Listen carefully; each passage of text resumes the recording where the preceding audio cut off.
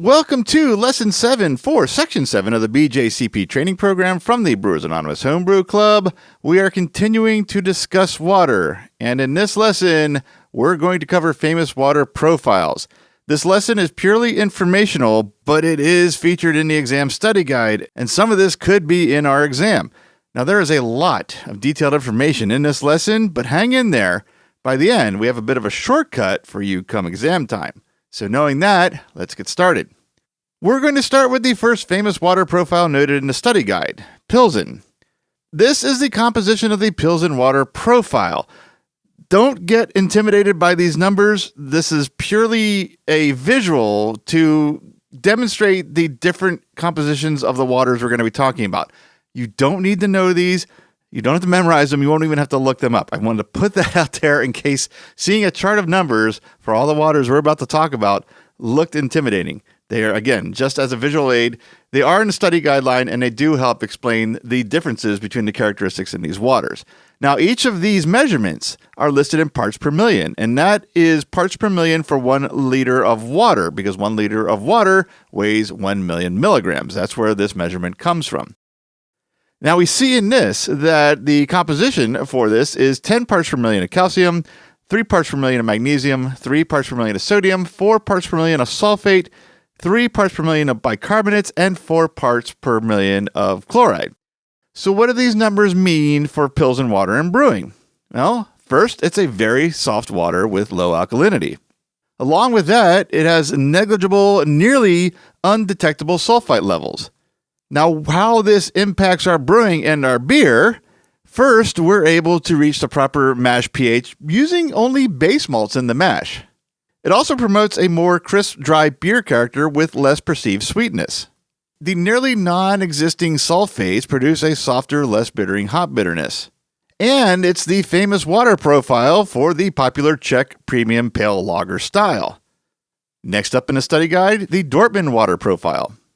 You can see the numbers in this profile are very different from what we just discussed, starting with calcium at 225 parts per million, magnesium at 40 parts per million, sodium at 60 parts per million, sulfate at 120 parts per million, bicarbonate at 220 parts per million, and chloride at 60 parts per million.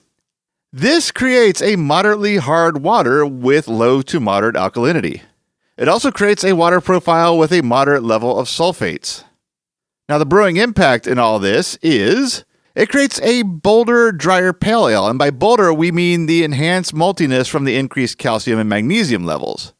The minerals in this profile can also precipitate certain color compounds during the boil, lending to a lighter final color. The moderate sulfate levels can accentuate hop bitterness. And all these factors combined create the distinctive flavor profiles for Dortmunder export and German Pilsner styles. They're typically known for their refreshing drinkability, balanced bitterness, and subtle malt sweetness. Munich and Edinburgh's descriptions are lumped into one entry in this guide, so we'll look at them together now.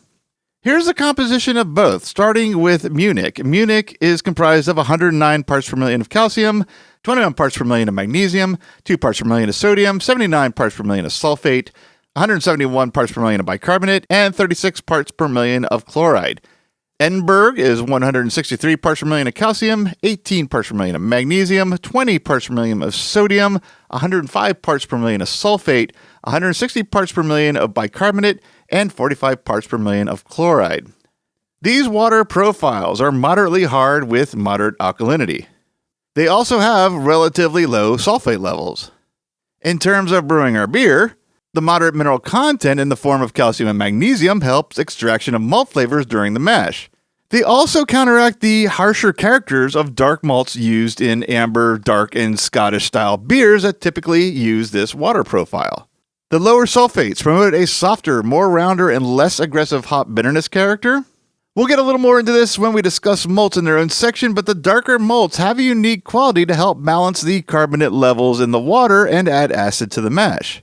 In the Munich water profile, this water combined with the use of specific malts produces a smooth, rich malt character that defines amber and dark German lagers. In the Edinburgh water profile, this same water profile paired with the unique malts and yeast strains of Scotland result in the smooth, malty characteristics of Scottish ales. Next famous water profile in our study guide is Vienna. And here is the composition for the Vienna water profile: 163 parts per million of calcium, 68 parts per million of magnesium, 8 parts per million of sodium, 216 parts per million of sulfate, 243 parts per million of bicarbonate, and 39 parts per million of chloride. This produces a very hard water profile with moderate alkalinity. The brewing impact from this water alone, the Vienna water profile is a bit problematic. Its calcium levels are too low to balance its bicarbonate levels and reach the desired pH levels for pale lagers. To overcome this, malts were kilned at higher temperatures. This developed dark, more acidic malts to help with the balance, and that led to the signature reddish amber colored Vienna lager style. Next up, we have the Dublin water profile.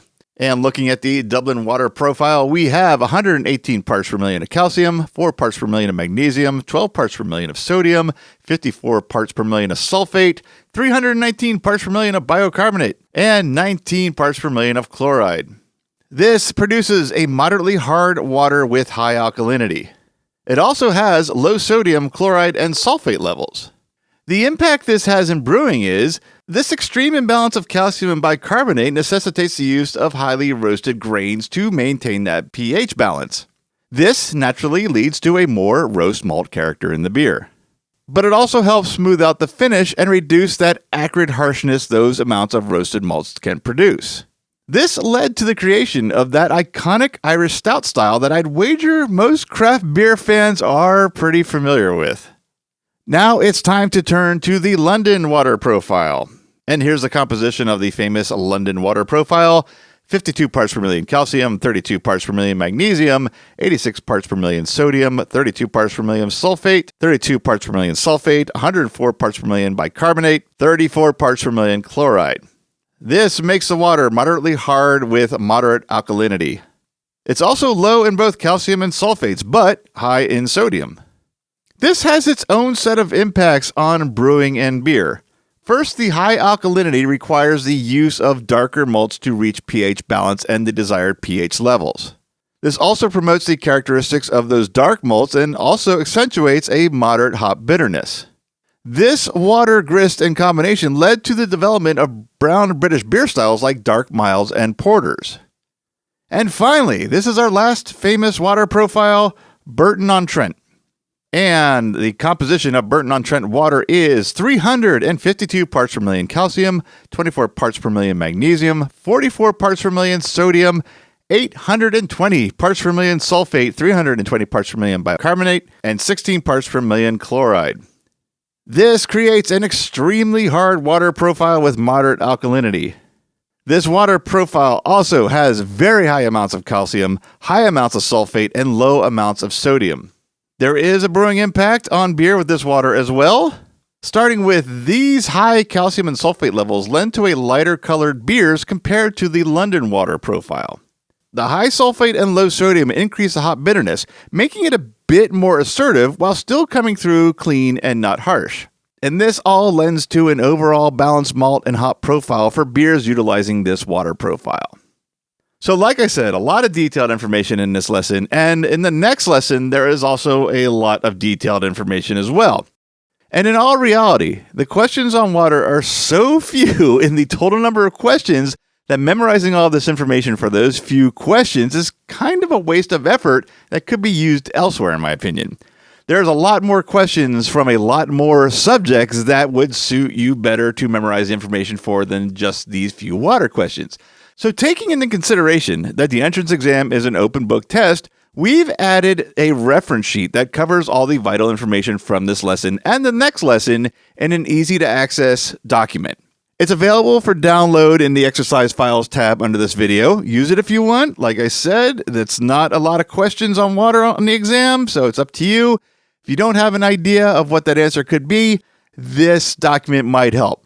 And on that note, let's head over on to that next lesson.